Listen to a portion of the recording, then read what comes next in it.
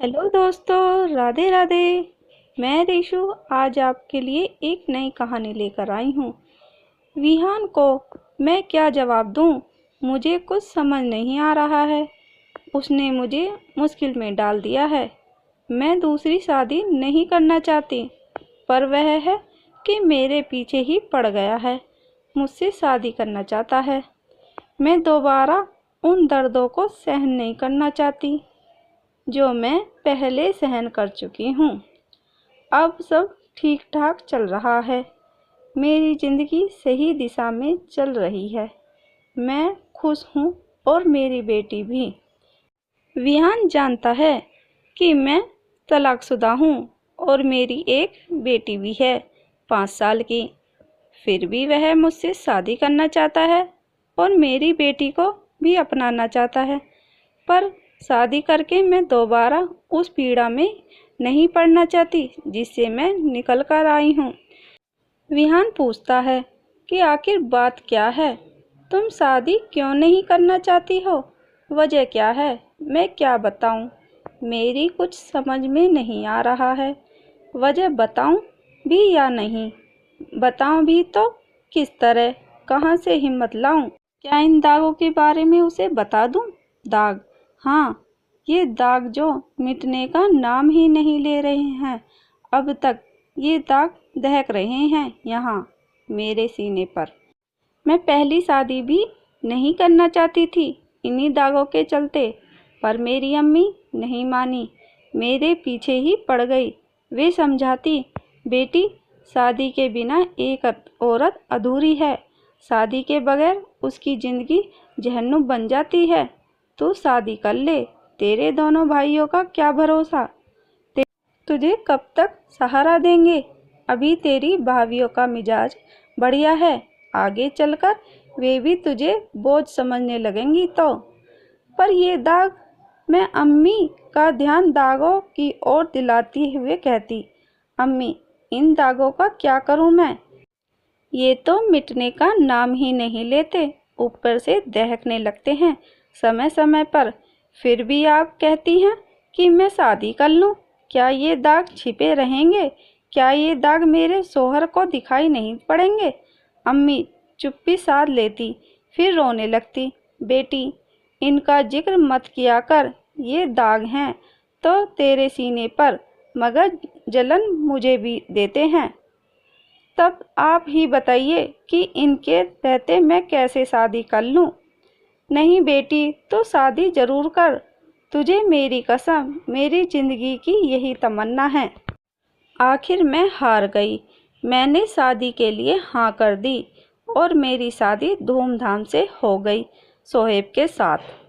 पहली रात को मुझे देखकर सोहेब की खुशी का ठिकाना नहीं रहा। सोहेब मुझसे कस्में वादे करने लगे, जहान भर की खुशियां लाकर मेरे कदमों में रख देने को बेताब हो उठे।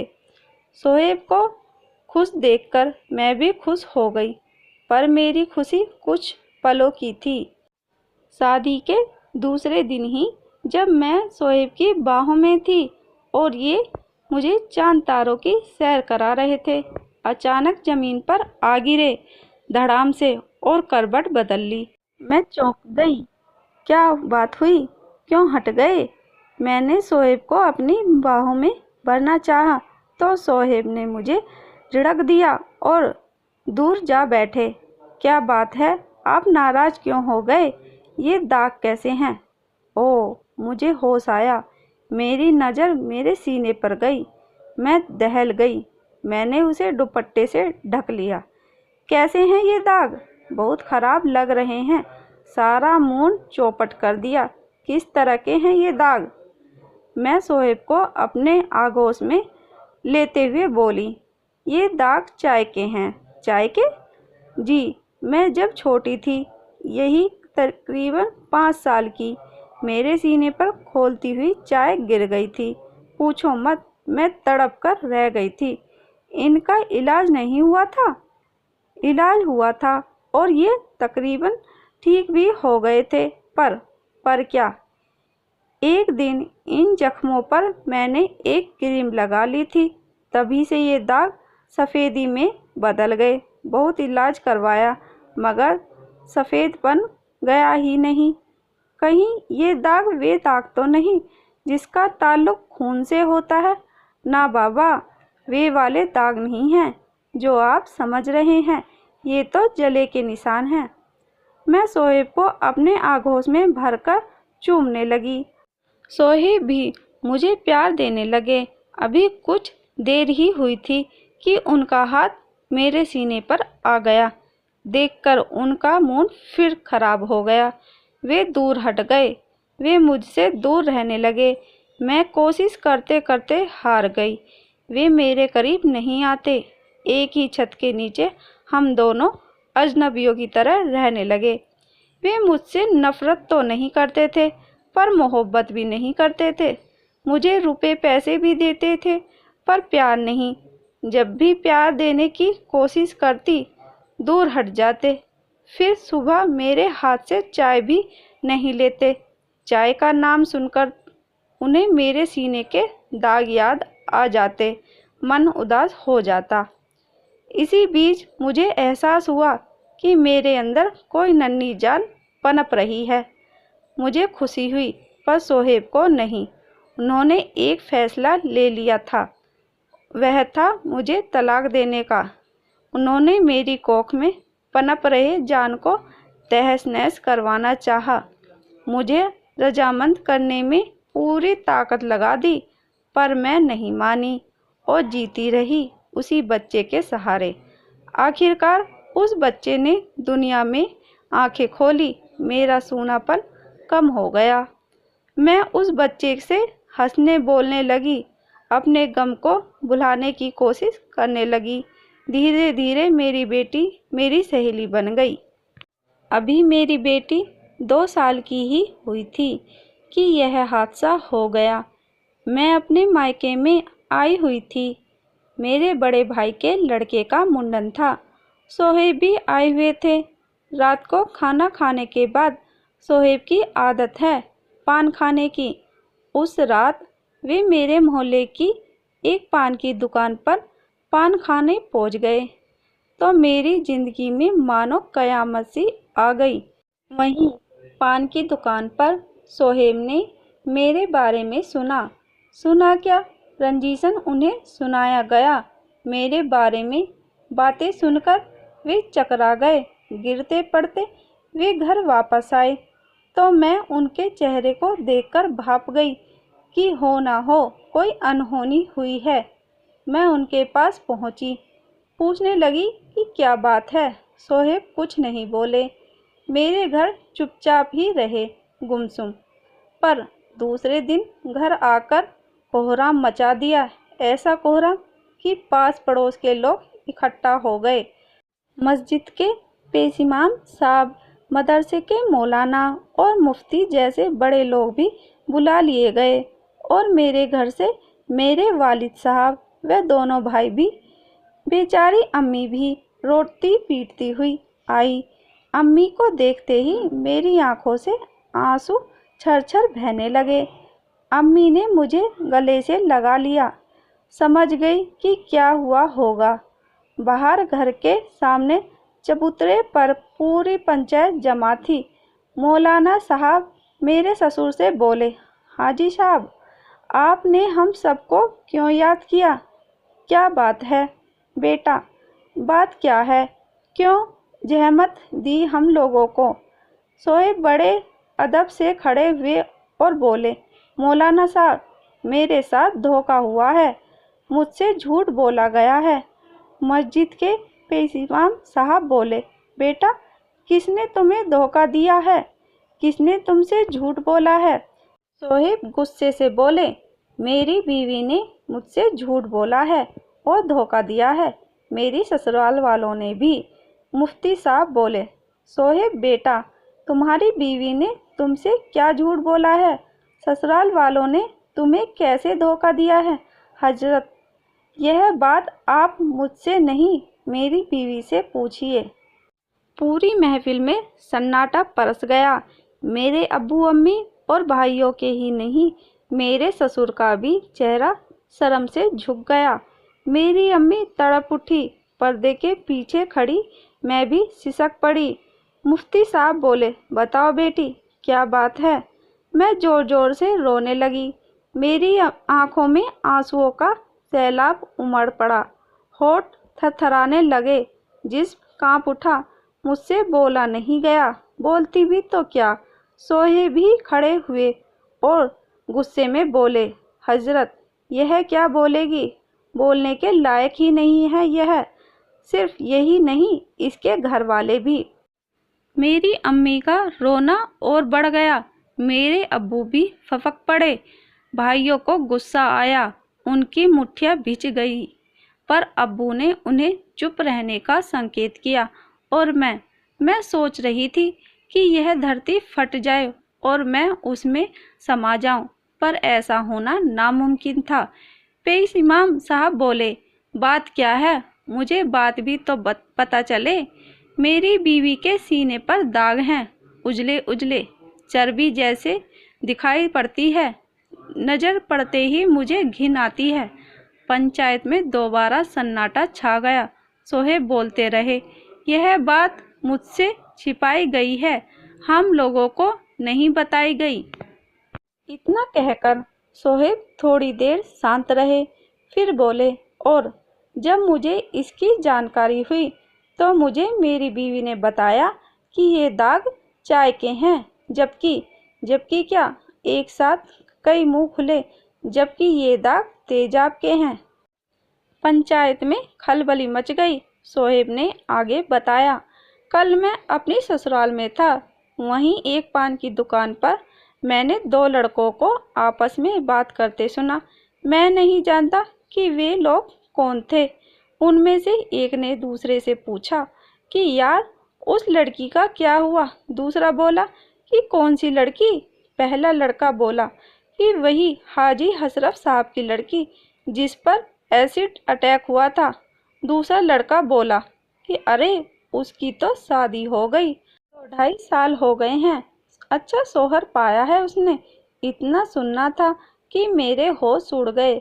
आगे उन लोगों ने क्या बातें की मैं नहीं जानता, लेकिन हजरत मैं यह जानता हूँ कि मैं कहीं का नहीं रहा। पहले तो किसी तरह एक साथ बसर हो रही थी, मगर अब हम साथ नहीं रह सकते। मुझे इस झूठी औरत से निजात दिलाइए। सोहेब अपनी बात पूरी करके बैठ गए। पंचायत में कानाफूसी होने लगी।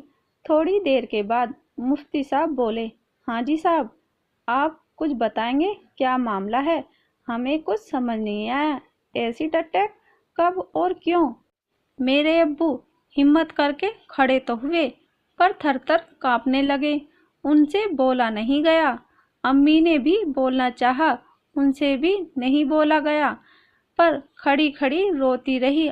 आखिर में मैं खड़ी हुई। मेरे घर वाले धोखेबाज हैं या नहीं, मैं नहीं कह सकती। हाँ, मैं यह जरूर कह सकती हूँ कि मैं झूठी हूँ। मैंने झूठ बोला है। मुझे साफ साफ बता देना चाहिए था उन दागों के बारे में। मैं बताना चाहती थी, मगर मुझे कोई सूरत नजर नहीं आ रही थी। सुन रहे हैं आप, मैं बोली। सोहेब ने खड़े होकर बड़े गुस्से से कहा, यह और इसके घर वाले इसी तरह लच्छेदार बातों में उलझा देते हैं, झूठ पर झूठ बोलते हैं, झूठे धोखेबाज कहीं के। मुफ्ती साहब बोले, सोहेब खामोश रहिए, अदब से पेश आइए। सोहेब सटपटाकर बैठ गए। मुफ्ती साहब ने मुझसे पूछा, बेटी दाग का राज क्या है, बताएंगी आप। मैं फफक पड़ी। ऐसा लगा जैसे दाग दहक उठे। जलन पूरे शरीर में दौड़ गई। मैं बोली, मैं उस वक्त 11वीं कक्षा में थी। एक हिसाब से दुनिया जहान से अनजान थी। मैं गर्ल्स इंटर कॉलेज में रोजाना अपनी चचेरी बहन के साथ पढ़ने जाया करती थी। मेरी चचेरी बहन भी उसी स्कूल में पढ़ाया करती थी। इतना कहकर मैंने थोड़ी सी सांस भरी और दोबारा कहना शुरू किया। मेरी चचेरी बहन की शादी जिस आदमी से हुई थी वह ठीक नहीं था, जुआरी शराबी था, उनको मारता पीटता भी था, इसलिए उन्होंने तलाक लेना चाहा। वह शख्स तलाक देने के लिए राजी नहीं हुआ। बहन बेचारी मायके में बैठी रही और कॉलेज में पढ़ाने लगी। मैंने फिर थोड़ा दम लिया और आगे बोली, हर दिन की तरह उस दिन भी हम लोग खुशी खुशी कॉलेज जा रहे थे। हम लोग कॉलेज पहुंचने वाले ही थे कि बहन ने मेरा हाथ पकड़कर मुझे अपनी तरफ खींचा और चिल्लाते हुए बोली कि भागो भागो। मैंने देखा सामने वही जालिम शख्स खड़ा था। वह पहले भी एक दो बार बहन के सामने आ चुका था, उनका रास्ता रोक चुका था, उन्हें जबरदस्ती अपने घर ले जाना चाहता था। हमने सोचा कि वह आज भी वही हरकत करेगा, सो हम दौड़ पड़ी। बहन आगे आगे दौड़ रही थी और मैं उनके पीछे पीछे। मुझे पीछे छोड़ता हुआ वह शख्स बहन के पास तक पहुंच गया। उसने एक हाथ से बहन का नकाब खींच लिया। बहन को ठोकर लग गई, वे वहीं सड़क पर गिर गईं। उस जालिम ने झोले से तेजाब की बोतल निकाली और उसका ढक्कन खोलकर एक झटके से उनके चेहरे पर उड़ेल दिया। मैं भी तब तक उनके करीब पहुंच चुकी थी। तेजाब की छींटें मेरे चेहरे पर तो नहीं पड़ी, हाँ, पर मेरे सीने पर जरूर आ पड़ी। मेरा सीना झुलस उठा, मैं घस खाकर गिर पड़ी। जब मुझे होश आया तो मैं अस्पताल में थी। मैंने बहन के बारे में पूछा तो पता चला कि उनकी मौत तो अस्पताल पहुंचते ही हो गई थी। मेरी दुख भरी कहानी सुनकर पूरी पंचायत में खामोशी छा गई। अजब तरह की खामोशी। 90% लोगों की हमदर्दी मेरे साथ थी, पर फैसला मेरे हक में न रहा। फैसला रहा सोहेब के हक में। मेरे घर वालों ने सच्चाई छुपाने और मेरे झूठ बोलने की वजह से मेरा तलाक हो गया। मैं अपने घर वालों के साथ मायके चली आई। सोहेब ने बच्ची को लेने में कोई दिलचस्पी नहीं दिखाई। यह मेरे लिए अच्छी बात हुई। मैं अपनी बच्ची के बगैर एक पल भी जिंदा भी नहीं रह पाती। मैं बीएड तो पहले से ही थी और टीईटी भी। अब जब 1 साल पहले सहायक अध्यापकों की जगह निकली तो मेरा उसमें सिलेक्शन हो गया, यही 10 किलोमीटर की दूरी पर। मेरी एक प्राथमिक विद्यालय में पोस्टिंग भी हो गई। वहीं पे मेरी मुलाकात विहान से हुई। विहान पास ही के एक माध्यमिक स्कूल में सहायक अध्यापक हैं। जब से मुझे देखा है, अपने अंदर मोहब्बत का जज्बा पाले बैठा है। मुझसे मोहब्बत का इजहार भी किया है और शादी करने की इच्छा भी जाहिर की है। मैंने न तो उसके प्यार को स्वीकार किया है और न ही उसके शादी के प्रस्ताव को। मैं दोबारा उस दर्द को झेलना नहीं चाहती। तो दोस्तों, आपको हमारी कहानी कैसी लगी हमें कमेंट करके ज़रूर बताइए। पसंद आई हो तो प्लीज़ लाइक और शेयर करना बिल्कुल भी ना भूलिए। ऐसी और कहानी सुनने के लिए हमारे चैनल को सब्सक्राइब ज़रूर कीजिएगा। कहानी सुनने के लिए आपका बहुत बहुत धन्यवाद।